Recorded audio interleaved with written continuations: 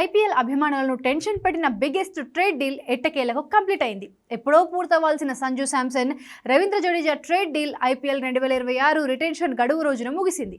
ఇకపై చెన్నై చిన్నతల సిఎస్కేలో ఆడడు.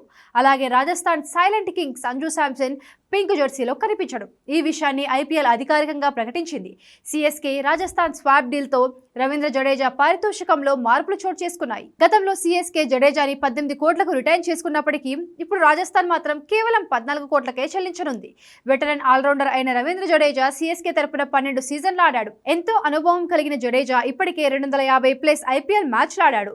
గత సీజన్లో 18 కోట్ల భారీ ధరకు సిఎస్కే రిటైన్ చేసుకోగా రాజస్థాన్ రాయల్స్ 14 కోట్లకు క్యాష్ డీల్తో తమ జట్టులోకి ట్రేడ్ చేసుకుంది. జడేజా ధర 4 కోట్లు తగ్గింది. అయితే అతనికి కెప్టెన్సీ బాధ్యతలు ఇచ్చే అవకాశం ఉంది.